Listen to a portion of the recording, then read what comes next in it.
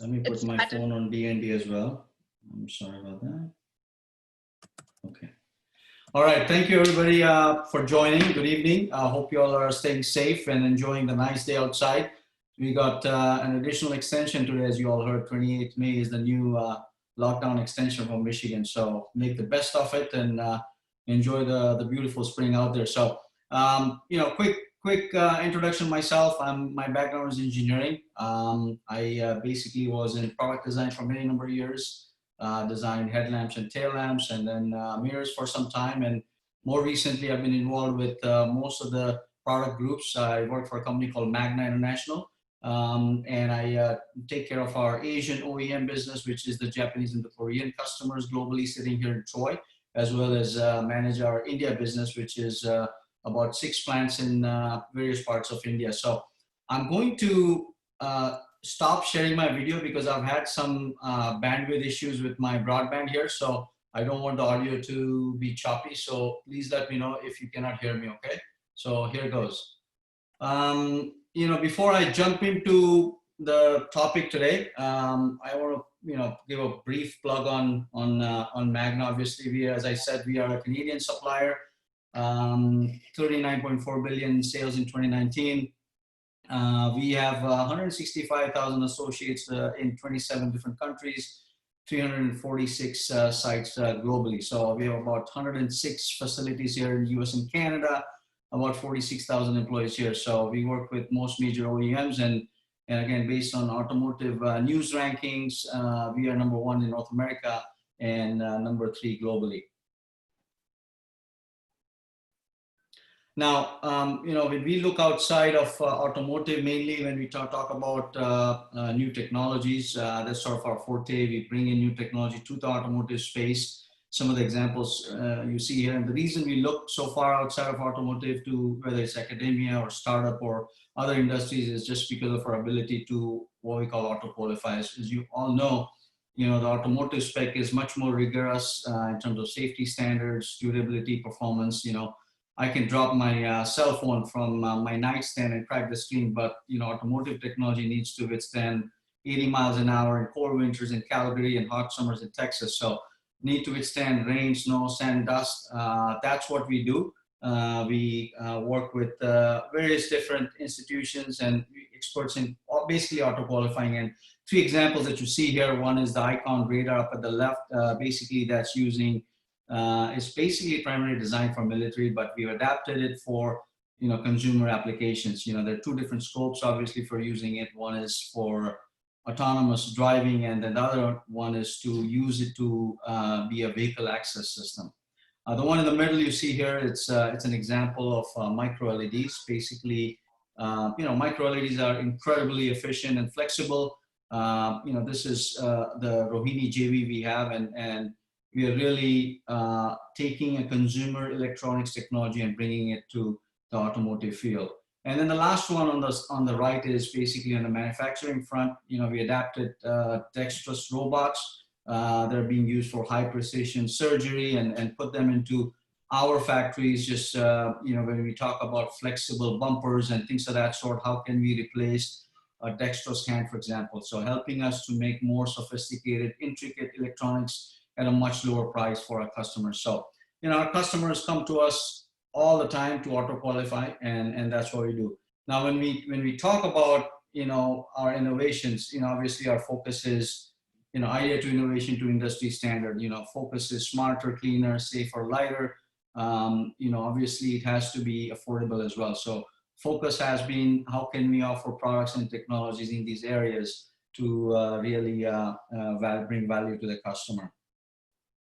In terms of product areas, the easiest way to remember Magna is that we make everything in a car except radiators, tires, and interiors. Our Graz facility in Austria, Star facility, manufactures full vehicles. For BMW, we make the BMW Z4, the Toyota Supra, we make the Jaguar I-Pace, and the Mercedes G-Wagon, and many other niche vehicles where the customer comes to us and say, can you manufacture these vehicles, and they do the marketing, sales, and after sales for it. So that's our vehicle assembly product line. And along with that, we have 9 other product areas from, body and chassis, which is basically metal forming, exteriors, which is plastic trim, full modules, front and back, roof systems, powertrain, driveline, and then electrical and electronics, which is basically the ADAS, mechatronics, dealing with latches, power systems, window regulators, mirrors and vision systems, lighting, which is basically forward signal lighting, as well as complete seat systems. So with that as the backdrop, I'm going to kind of jump into sort of the meat of the presentation. Again, there are, hang on, this is on auto, 1 second, please. Okay.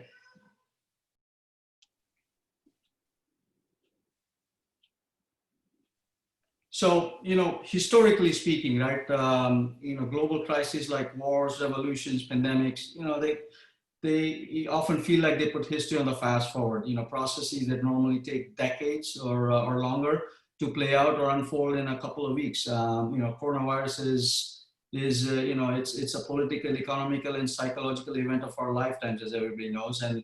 And we all know it's going to bring a radical transformation of the kind that occurs only once in a generation. If you look at the crashes of the 20th century, World War I, II, the Great Depression, they were all hard to understand at the time because of their main causes. They were set in motion decades before. The backdrop to COVID, is no different. In the past few decades, globalization, air travel, and international supply chains, they've really made human beings much more physically connected than ever before. So we believe the key legacy of coronavirus is that, countries, could seek greater self-sufficiency in their supply chain. Sorry, my CD is just kicking up. Interestingly enough, this shows you how technology doesn't work sometimes. So moving on, the Black Death, this is a plague that killed a third of Europe's population in the 14th century. That led to several labor scarcities. I hear some noise in the background. I think somebody must be on unmute. And what that meant is, because of the labor scarcity, higher wages that eroded feudalism, encouraged innovation. It was like necessity is the mother of invention. There was innovation in agriculture, technology, accumulation of capital, and ultimately that was what spurred the Industrial Revolution. Then you look at the Great Depression, that created the mentality of waste not, want not, the attitude that really defined consumer patterns for decades. And then the 1970 oil supply shock led to the first effort on energy conservation, efficiency, and independence. And then more recently, the 2003 SARS epidemic, that really helped jumpstart China's nascent e-commerce sector. That's when they started to get into mobile payments and electrification of some of their transactions. So, the moral of the story is that this, like any other epidemic, it's going to really create innovation. Humanity always innovates after a crisis. So your screen didn't move. I guess you just updated now, right? The screen was. Yeah, I was just giving a little bit of background of sort of the past history, but now we talk about the world before Corona and after Corona, and I won't go through all the fun facts here, but if you think about today, right, 80% of the global GDP is under a lockdown, and that's about 4 billion people. That's more citizens under lockdown than those that have access to internet, social media, or even safe toilet sanitation. You look at fall of greenhouse gases or carbon emissions. I mean, they're projected to fall significantly this year. They're talking about carbon emissions falling by 8%, which is equivalent to what India produces every year. And that's the biggest drop ever recorded. You look at Fed, right, buying more than 1 million in assets every second when this thing started. And then you look at some of the behavioral changes, right? Airlines took 64 years to reach a scale of 50 million users. Netflix, when it was born till it reached 50 million, took 7 years. But Disney Plus, which was launched in December last year, it only took 5 months. And by the way, Gen Z, it took only 1 month for them to make House Party a 50 million user app. So, some of these shifts are pretty profound in how that pushes humans to behave the way they do. One important fun fact about China, which is going to be a big part of the conversation today, is that 90% of painkillers and antibiotics that we use as active ingredients, you talk about ibuprofen or penicillin, they are imported from China, which is a pretty interesting fact. And then China, on the other hand, has been outspending US on R&D. So, in this era, things will change. The last bullet is an interesting one, I thought, where, back in 1666, when there was the Great Plague, that's when Sir Isaac Newton discovered gravity. He, like all of us, he had to practice social distancing, and, sometimes idle minds is a devil's workshop, but in this case, he's the one that invented gravity during that time. Um, so when we look at, the last 10 years, right, and what we envision, coming in the pipeline the next 10, some of the, fueled by these megatrends, you talk about whether it is, qualitative hedonism, you're talking about, protectionism or the transition to value versus commodity. It's more rattled by COVID-19 now, and then the world social, environmental, political, and economic systems are going to certainly face escalating challenges, which they're all likely to reach their boiling point in the next decade. That's really appears more likely. So we expect the 2020s will really overhaul the old paradigm and disrupt business models, and that's going to really produce new trends that will shape our future. So in the next 10 years, we should see increased automation. We probably will see a global recession, unprecedented innovation like any other, and serious environmental challenges will continue. And then the death of quantitative easing as we know it. And then big shift in demographics, some of those we just talked about. And then, we talk about globalization. Now we're going to go the other way. We're going to talk about deglobalization. So, these are just some of the economic and thematic megatrends that are likely to shape the investment world to come. And some of these will really impact automotive in profound ways. So similar to other crises I mentioned before, the influence that COVID-19 have will extend beyond the current lockdown. We all know that, right? We expect that this pandemic is going to accelerate many macro trends that would have taken 5 or maybe even more time to play out, from peak globalization to renewed tech war, to maybe a reappraisal of healthcare systems, and then the influence that government and Big Brother has. So what I'm going to do today is to really highlight 5 top trends that are sort of mega trends that will define the aftermath of COVID-19, and try to give you some color on how these will impact the transportation and particularly the automotive space. Okay, so when you look at this chart, right, this is basically showing the global GDP back, the last 1,000 years, and really the ascent of China and the decline of US and European manufacturing, that really started back in the 90s. If you look at the chart on the bottom right, China was 7% of the manufacturing value at back then, and it has gone from 7% to close to 30%. So really what started in 1990 really led to a rise in what we call anti-globalization sentiment. Even before COVID came in, right? That was kind of boiling over with the US-China trade wars that we saw last year. And then this pandemic really, we think, is going to significantly ramp up geopolitical tensions relating to manufacturing jobs, whether it's security supply, technology. You all know about the 5G noise that continues to happen, where China is trying to push their technology in other countries, and there's a bit of pause. Privacy risk, as well as import over dependence. I gave the example of the active drug ingredient, the chart that you see on the bottom right. I mean, this is staggering, and there's going to be certainly a push to find a solution to that. Now, the most significant legacy of COVID-19 could be maybe the world shaping of the order in terms of how you manufacture, where you source, what are the trade tariff ramifications, sanctions, and the technology IP, all driven by geopolitics. So it's likely to drive probably a much faster than expected shift. I mean, the shift was happening, but this is just going to accelerate it in sort of manufacturing away from China.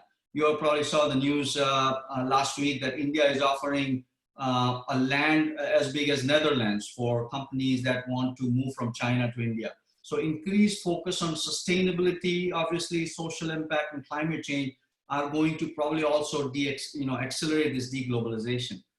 Now, it's not so easy to leave China, right? I mean, you look at China, it's sort of the heartland is like a Goldilocks zone, offering optimum mix of cost, quality, efficiency, human resources, great infrastructure that they've been maturing to the last 30 years. I mean, there's no wonder it accounts for almost a quarter of the world's manufacturing value add. If you look at the chart on the right, it's 1/4 of the world value add. And to get some sense of China's edge, you look at the productivity of one Chinese worker that can manufacture about the same value of goods as four ASEAN countries combined, and that's one part. But bringing that product and putting it on shelves in the US is in half time, right? So a good example is Apple. You look at Apple, China's dominance in manufacturing was a big impact for Apple. It was so vast that Apple started to look at it years ago, and but 14 of its 17 assembly facilities are still in China. They got one in California and one in Texas finally, and they're looking at other countries like India. But moving elsewhere would require a brand new full electronics ecosystem, sub-suppliers, not just assembly facilities, but the whole tier 2, tier 3 suppliers to be developed in other locations. So COVID-19 certainly is going to speed that redistribution, but it is a very, very difficult transition, as everybody realizes. Now, a good example that we see is, localization, if you call it, right? So reshoring is continuing, but in some cases, maybe it's not possible to move it completely. A great example is Adidas. Adidas launched 2 factories 3 years ago, one in Atlanta, one in Germany. These are speed factories. These are what's called lights out manufacturing. There's not a human in the factory. It's all automated. And they just announced last November that they are shutting those down because of the variation in different shoes. They just could not automate it. So what they're doing is they're taking the best practices from those 2 speed factories and pushing it back to their plants in emerging markets. The move we think is going to be where suppliers and companies are going to try to localize with what's called edge-to-edge model. The slide you see here is the European Battery Alliance, which basically got together with 200 companies, governments, investment banks, research organizations, and said, look, local battery production is a strategic imperative for clean energy for Europe. And so they basically looked at, localizing it and offering subsidies in that. And as a result, their target now is to have over 400 gigawatt hours of capacity in the next 5 years from the current less than 10 gigawatt. Obviously, COVID is going to put a bit of pause just because, right now cash is king and all companies are focused on sustaining their core operations. All new technologies, whether it is electrification, autonomy, or shared mobility, they are all, more or less on the R&D front, not money-making enterprises. So the core product is supporting these, but now when the core product is at risk, the focus changes a little bit.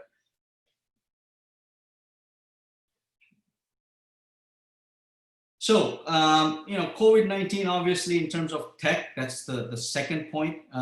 Tech wars is something that's going to happen big, right? I mean, structural shift in consumption and working and use and deployment of technology is happening. The lasting legacy of this will be a combination of new infrastructure, whether it's data generation or cloud computing or bandwidth. And then, underlying infrastructure may differ regionally, but due to ongoing trade tensions, technology is going to be really the heart of it. So this could really pull forward, commercialization of moonshot technologies such as autonomous vehicles or quantum computing or vertical farming, for example, where nations want to get an edge in the race for tech supremacy and shifting the industrial and political priorities. So near term trends like working from home or e-commerce, stay at home activities, whether it's streaming or esports, could see increasing long term adoption. The damper there is that there's some short term challenges. Economic uncertainty, as I mentioned. Right now, using the balance sheet to core business and sustain and survive is the priority. So funding and overall demand constraint will be concerned. So concerns over social distancing obviously is going to be a negative impact when you talk about sharing economy platforms. And then the other concern is increased data tracking and personal monitoring. That's going to raise privacy and ethical concerns that could really sway the market either way.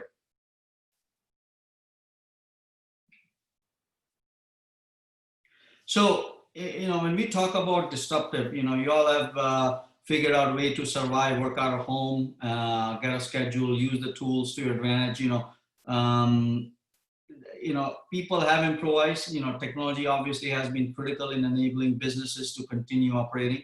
We have engineering centers in India where we pulled out the CAD station and placed them at people's homes, and thanks to the broadband, they are able to still design product working out of home. So there's adaptation there. Crisis has certainly highlighted the potential and the pitfalls really of certain technologies as alternatives to what we're used for. In certain cases, you just don't have enough broadband, and you just can't make it work, right? And some of the behavioral changes that we saw in the crisis that are going to accelerate some structural shifts, which were already underway before the crisis. The short-term economic impact has been negative, and there will be some beneficiaries from this transition. So when we look at these, it's really about whether it's adapting education. All the education institutions are looking at how do we improvise and still, follow the rules of engagement and have a fair process in grading and educating students. Whether you're talking about cloud computing, we call it 24/7 engineering. Concurrent engineering still going on, very healthy, still goes on. But in certain cases where we have testing and validation, just not able to do it. So these are things that as we go forward, companies and employers and employees will figure out ways to improvise. The third aspect is big government, right? And when you look at what's happened in the past 2 months, COVID's really handed government the key to to really look at their citizens. I mean, governments will exert a much greater influence on businesses.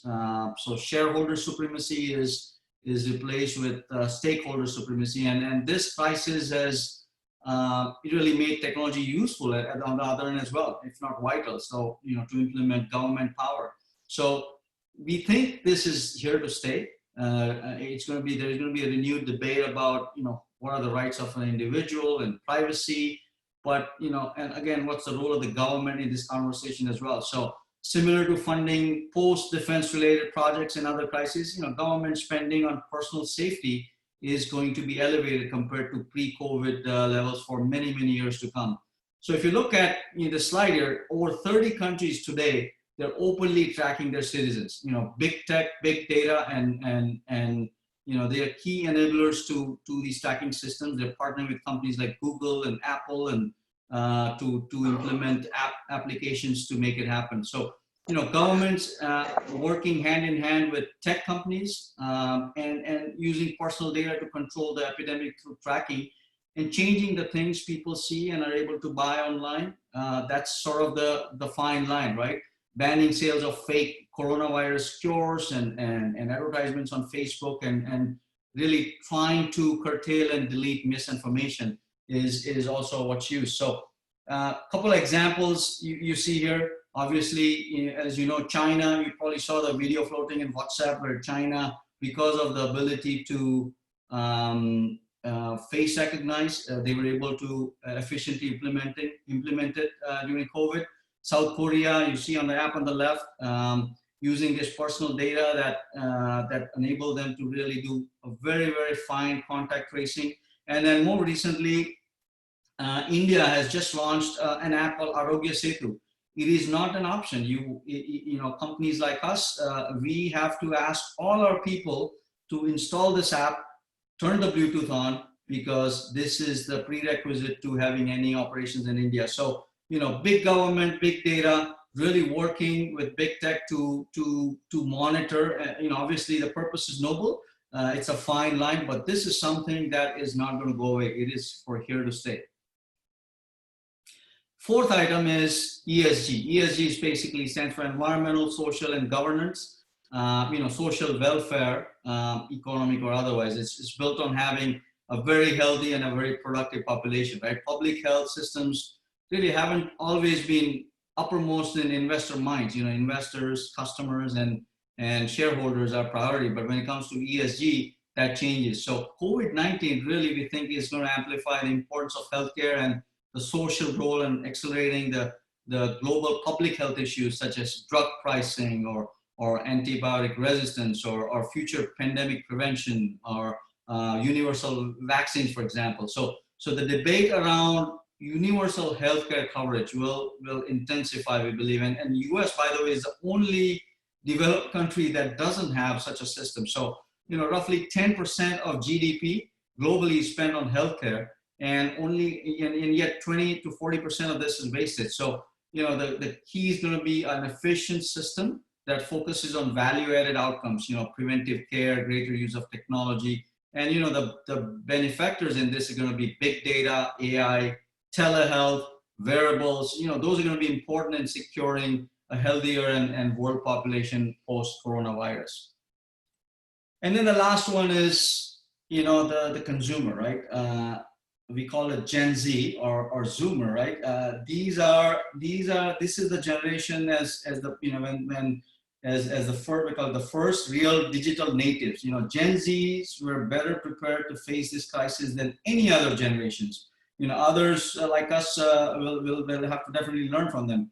This generation already before COVID spent an average of 7 hours a day online pre-crisis, remote contact, online interaction, and high digital integration. So we compare that to, for example, boomers, the illustration on the right, it's a stark contrast, right? So there's going to be adaptation post COVID-19. We definitely expect that these new activities and ways of doing things such as esports, social media, social e-commerce, they are going to focus on how to retain their new user. So, the promising thing is in April, you look at the OEMs, they were selling cars online. Most of the dealerships were not working, but guess what? They exceeded their sales by a handful amount. So, the focus of companies is going to be, how do I change my sales and marketing and business model to go after not only the Gen X, Gen Y, the baby boomers, but the Gen Z, which is going to be the future customer.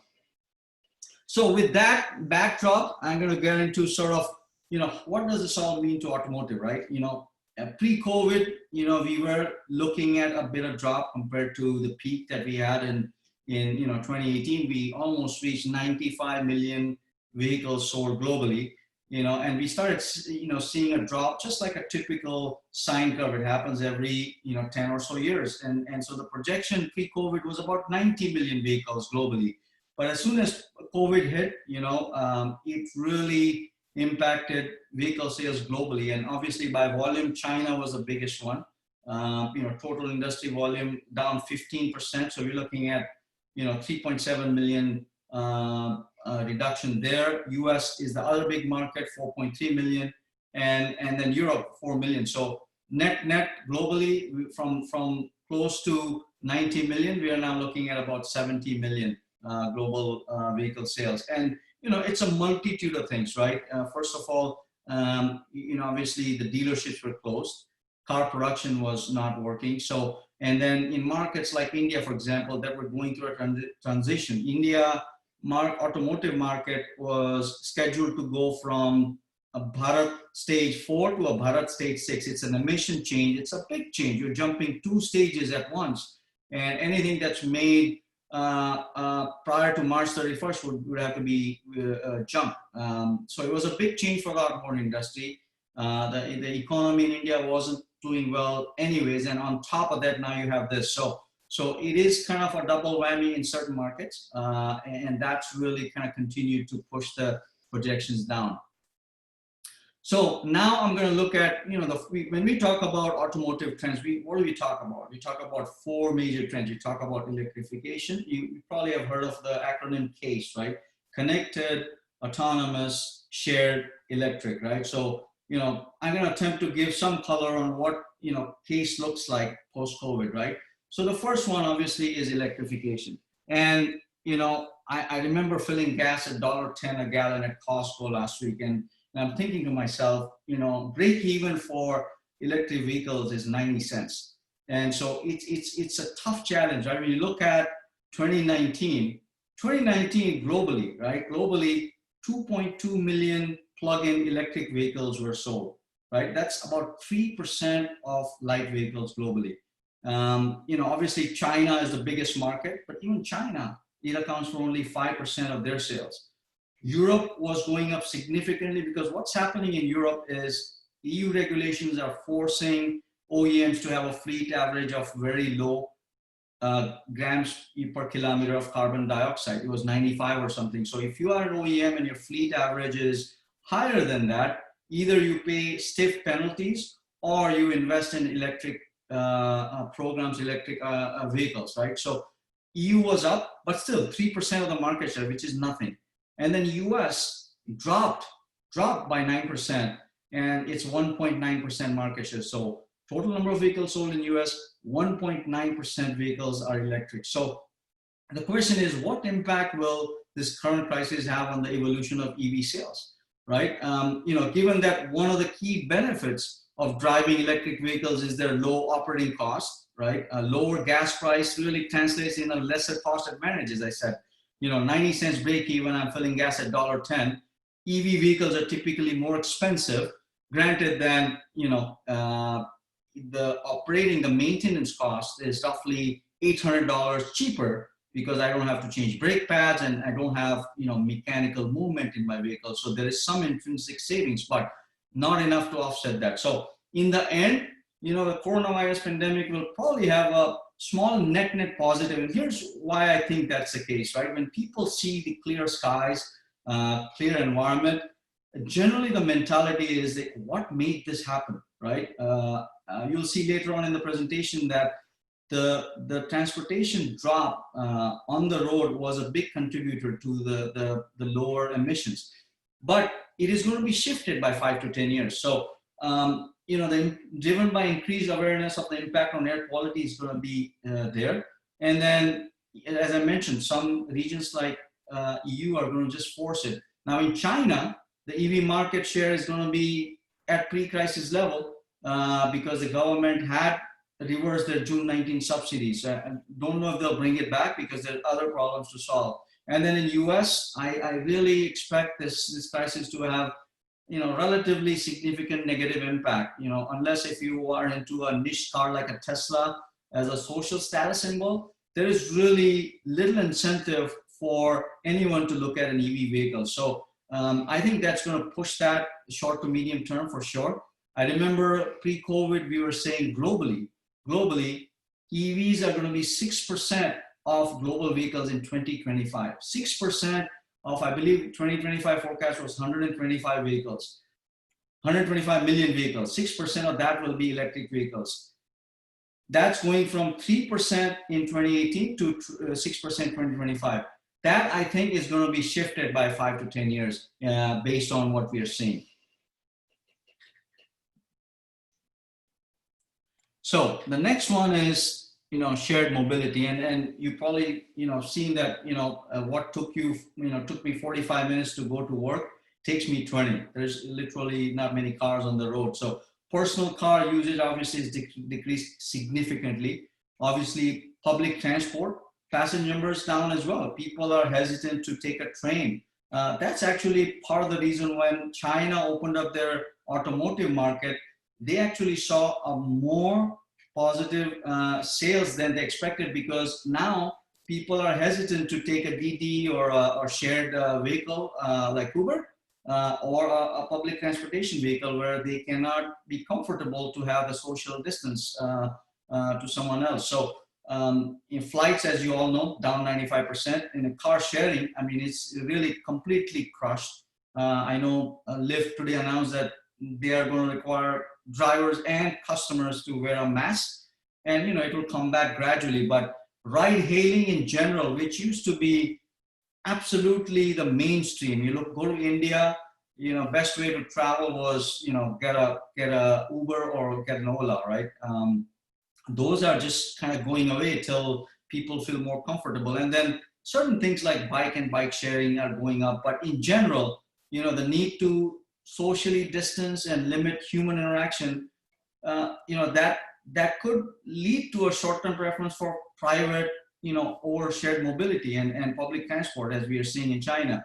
And as such, driving a private car might be preferable, but still it wouldn't be feasible in big cities like Shanghai or Mumbai. So parking, air quality, those are still continuing to be the reasons that shared mobility will be around.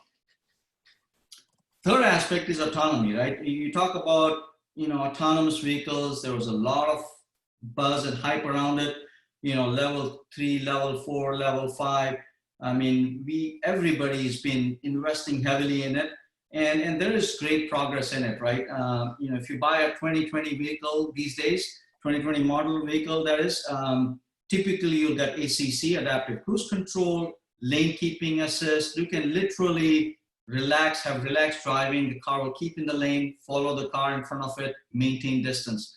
But the level 4, level 5, on a private level, it just isn't happening, right? Where it's being used is in applications where you are using it for a situation like this. So when COVID happened, a company in China called Neolix had 200 robot vans that were used to disinfect streets. So these are autonomous vehicles. They just went and sprayed, streets.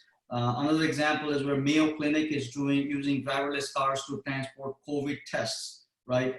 So there is certain applications where, these are being used. You see the picture of this True Simple, this fleet of 40 trucks they were given the essential, operation in US, and they actually delivered goods and food between Texas and Phoenix. Commercial free deliveries for local food banks. So, certain applications, definitely there is potential, but on a massive scale available to the public autonomy, it again, just like electrification, is going to push out 10 years at least, because part of the challenge is the money that you need to plow in to mature these technologies is going to be now diverted to manage your core business. And that's the reality of it, right? So, you will see selective trickling of some of these technologies into luxury vehicles, right? So, some of the vehicles like the Mercedes S-Class or the Cadillac Escalade and others have the technology to self-drive on a limited basis. Tesla will continue to push the envelope to do full automation. Those things will not stop. But the level at which we are talking about having this available to the public, that I think is going to have a bit of pause for sure. So, we talk about what else is going to change, right? I mean, I think about, when's the next time I'm going to travel in an airplane and how comfortable I'm going to be. Obviously a lot of the airlines are bankrupt. Those that are surviving are basically trying to find ways how to make people comfortable traveling in the future. Must wear masks, do certain things. So, companies are looking at what this means to transportation in general. And the picture you see here is concepts that some companies are looking at.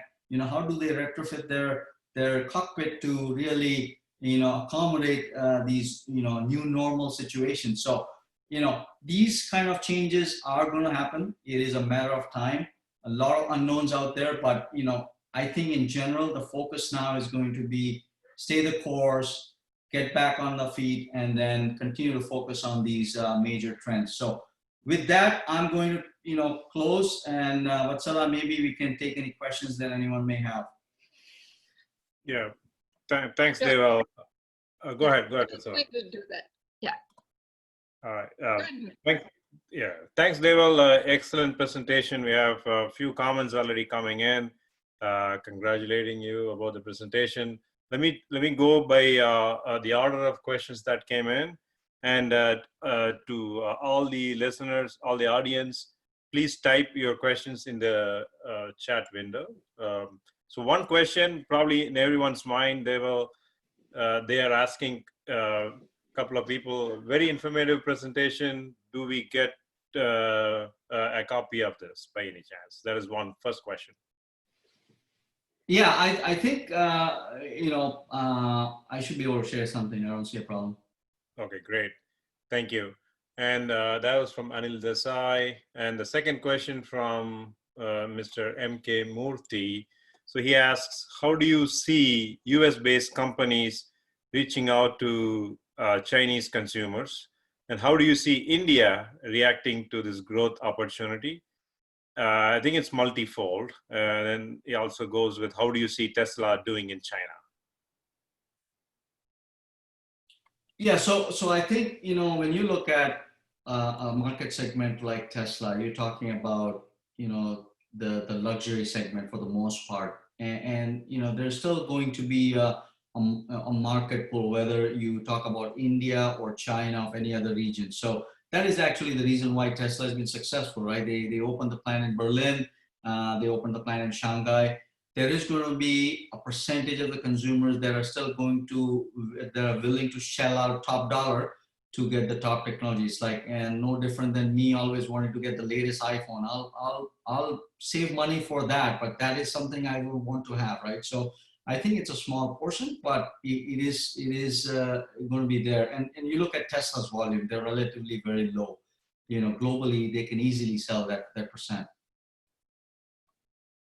Okay. Next question. So given this is from Sandeep, given the current scenario where you mentioned that the electrified car market share would double from 3% to 6% only by 2030, what would be your advice to a mid-career, 10 to 15 years experience electrified powertrain engineer regarding the next steps, this purely from their career perspective? Yeah, I would say that, look, transitioning from ICE to EV it's not a matter of if, it's a matter of when, right? It is going to happen. There is no question about it. These tectonic shifts like the COVID-19 are maybe catalysts to make profound changes. And so I would say stay the course. I think you're in the right field. If you can, I guess, put more emphasis on the electrification side, on the hybrid side. I still think that between now and 2030, hybrid is going to be the name of the game. I remember having a Ford Fusion hybrid last year as a driving vehicle to work, and every time I fill gas, it's at 620 miles to empty, and I just loved it because I didn't have to go to the gas station for 3 weeks, and yet I never had to worry about not charging my car. So your charging infrastructure goes out of the picture. Yes, I had to compromise a little bit on my trunk space. Yes, it didn't have enough juice when you accelerated, but all in all, I think hybrid vehicles are probably a good mid-step, and that's going to happen. Yeah, not that I was a foreseer, but I happened to get a plug-in hybrid for my family. It's a Pacifica hybrid. We just bought it end of last year. But yeah, it's a great investment. The next question, thank you for that. Next question is from Amit. Can you please shed some light on fuel cell vehicles like the hydrogen vehicles, like hydrogen fuel cells? Yeah, so different companies continue to invest in these other technologies, but it's very selective, right? Hydrogen fuel cell was something the Japanese were big in Europe, and then last year a couple of stations in I think Norway and one other country, I think maybe Netherlands, that actually exploded, right? So Toyota and Honda both kind of put a pause on it. It's not that they're going to stop R&D on it, but they are going to probably take it back to the lab and figure out how to make it more robust. So it is probably something that will, between hydrogen fuel cells, solid state battery, there's going to be a holy grail of technology that will sort of, get a best balance. And we don't know what that is, but it remains to be seen, right? Hydrogen, Honda and Toyota, I know, are investing in it, but it's still unknown what that looks like on a massive scalability basis. So on that topic, even I'm as a curious person on the automotive industry, do you see Japan progressing more on the hydrogen fuel cells than North America? I I don't think so, right? Because Japan is typically K cars, right? These are very, very small vehicles. Their focus is efficiency, efficiency, efficiency in terms of overall vehicle. You know, lightweight, using alternate materials, and then Prius came out back in 1999. They have sold 6 million vehicles till now globally. So they'll continue to perfect that. I think in general their top priority is the next gen battery, right? The one that doesn't explode, the one that has very good, density, and the one that can be commercially viable from a business case standpoint. Okay, great. The next question comes from Prakash. So there, all you mentioned that the cost involved in developing the AVs, autonomous vehicles, I guess, is high, pushing the mass production a bit distant. However, what is your take on affordability from individual consumer perspective? A good Tesla model is close to over 100K. Yeah, and I think that will continue to be the case, right? When you look at new features in it, whether it's your automated parking or on-demand arrival, all those features, Tesla will probably keep adding features and jacking up the price. That's what will happen. I think on a general, I call it not luxury, not near-term luxury, but a mass-produced, commonly sold vehicle with good volume. I think those vehicles won't see autonomy in the shape that you see on a Tesla. But like I said, what you will see is permeating of some of the features like, I talked about adaptive cruise control. If you drive a vehicle today with adaptive cruise control, I can guarantee you that once you drive one with it, you will not like a vehicle without it. So, that's basically going to force OEM to say, you know what, I have to make this a standard feature. So things like that will slowly trickle in, but not something on a massive scale all of a sudden. Great. So Srinivas asks, is it possible that it may take 2 to 3 years for the economy to come back to 100% until a cure is found for the COVID-19? What's your take on it? That's a crystal ball that I don't have, and everybody's trying to forecast, different U-shaped, V-shaped curves, right? I think like I said, the focus is going to be on the core business. Vehicle sales in different markets behave differently. When you look at a market like India, the BS6 vehicle is 10 to 15% more expensive, for example. So people are just not going to be, in the mood to give 15% more for a vehicle that necessarily emits less carbon monoxide. But, so that's potentially going to dampen sales. Here, affordability of vehicles is a big concern. Credit markets, I remember pre-COVID, there was a stat that said, a big portion of the leaseholders haven't paid their payment for 90 days or more. That's, I think it was 9 million. So it's a relatively small number, but affordability of vehicles will be key. And really, launching all these OEM plans is like launching a new program. So focus is going to be to debug, and it's almost like you are doing a major refresh launch, and that's going to be the focus from the OEM side and for the supplier side as well. Sure, thank you. Our own Michigan chapter's Jolland writing. Thanks for a very informative presentation, Deval. How do you see the U.S. automotive engineering job market evolve? Do you see increase in demand for experienced engineers as companies are going to need new ways to be more innovative in order to differentiate?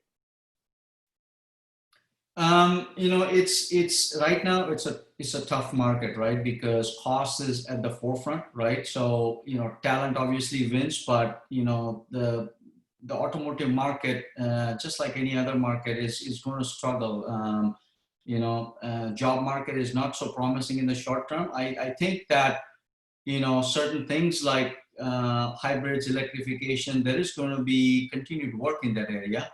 OEMs will be a lot more measured in where they, the KPIs to measure return on R&D investment probably will be in a lot more scrutiny than before. So yeah, answer the question is long-term automotive is a very good engineering field to be in. I call it the evergreen field because, a machine that has now almost 200 million lines of code, the most complex machine that's more complicated than a phone, is going to need good engineers, right? That's correct. Yeah, no doubt. Piyush Malik asked, given periods of recession led to disruption in industries as well as change for extreme innovation, do you think Detroit will re-emerge as the center of automotive world, or would other part of the world take a leap? If you know of some industry research, just is asking for your expert hunch. I'm sorry, it was a bit of a long question, so repeat that one more time. Yeah, I think in essence, he's asking, do you think Detroit will re-emerge as the center of automotive world, or would other part of the world take a leap instead, given the current recessionary trends that's happening? I would say, I wouldn't say Detroit, but I'd say US for sure, right? Because, a lot of these technologies we talked about, trends we talked about, are, companies in US are leading in the forefront. Specific areas like, electrification, probably countries like Japan will have an edge, right? Right now, more than ever, the push is to how do I find something that replaces the lithium ion that 95% of it comes from China, right? And so, countries like Japan are just absolutely focused on finding that next new energy source. So it depends on, what we are talking about, right? Europe obviously is going to continue to focus on safety. A lot of the technologies that you see originated in Europe, whether it's xenon headlamps or LED lighting. So I think, between US, Europe, Japan, I think those are probably the clusters where innovation will originate from. Great. Yeah, I think that's a nice segue to the next question from our own Ravi Majumdar. Very nice presentation, Deval. Is our infrastructure ready to support EVs? At a massive scale, no, right? I mean, I know at Magna we have 4 charging stations, and right now there is a bottleneck. So we have to come up with a system to tell the person, hey, move your car, it's charged, and somebody else goes charge. So you can just see that at that level, if there is a bottleneck, two things, right? One is the charging infrastructure, and second is, the electrical load. Not many people are thinking about what that does, right? When all the vehicles charge at the same time, and what does that do to the draw in electricity, right? So I mean, those are real bottlenecks, and that's one of the reasons why the push is always, can we have longer ranges? Can we come up with other unique solutions? A good example is Honda, right? Honda is looking at as opposed to having a 400-mile battery in your car, how about if I have a standard, like your A, AA, AAA, CD batteries? You'd have a 2-gallon jug size battery, a standard battery that you can pick up at any gas station. You pick up one, pop it in, 100 miles, you go to Chicago, you pop in 4 of them, right? And if you deplete, you can go to any gas station, and it's like a fuel in a different form, right? So I think there's other ideas out there to kind of build on the infrastructure that we already have in terms of charging. Sure. Probably 1 or 2 more questions before we could wind down, I guess. This looks like more of a comment.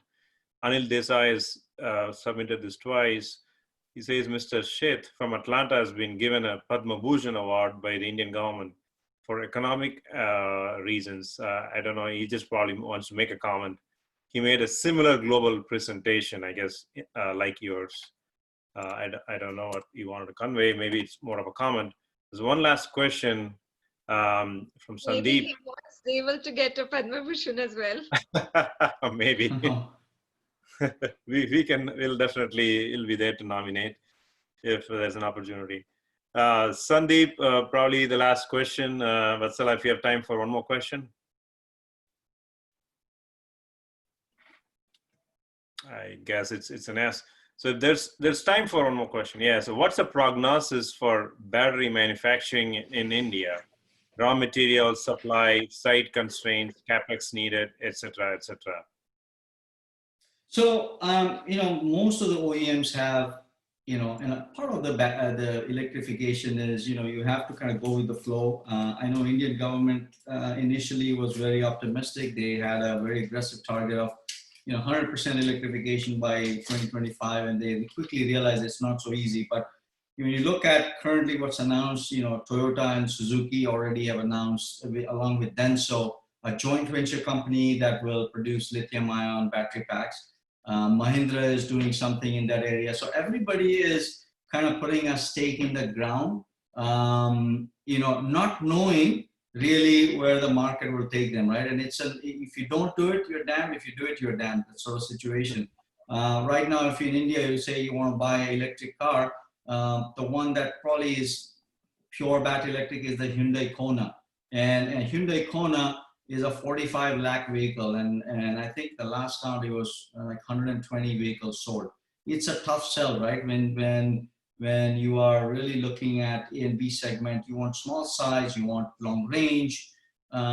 So, there is potential. Everybody's looking at two-wheelers, for example, 20 million two-wheelers sold in India every year. And you say, well, couldn't those 20 million two-wheelers be electric? It is a good thought, but two-wheelers typically sit on gas. They're very efficient. And you can imagine to have a person who's living on the 14th floor of an apartment to basically throw in an extension cord to charge his vehicle, or to have a detachable battery. He has to detach it, take it upstairs, remember to bring it down. So there is some work where companies are launching electric bikes, but very, very limited. And in the current climate, just like what we have here, I think OEMs and suppliers are focused more on core business right now. But there has been some investments already announced in India for lithium-ion battery packs. Great, thank you. Vatsala, any? Thank you, Deval. Before I end this, thank you for sharing your insight and expertise. It's always a pleasure having you, and your presentations are just too good to miss. Thank you to a very enlightened audience, because those were some very good questions. And of course, a special thanks to all the ASCI members from all over the US. Thank you so much. If you have any additional questions or would like to connect directly with ASCI, please visit our website, www.asciusa.org. And just so you know that there is a series of webinars already planned, so you'll get all the information over there. Thank you again for your time, and have a wonderful rest of the day. Thank you. Thank you. Bye. Thank you, Vatsala. Thank you, everybody, for joining. Have a good evening. Bye, Deval. Bye. See you. Thank you, Muthu. Thank you.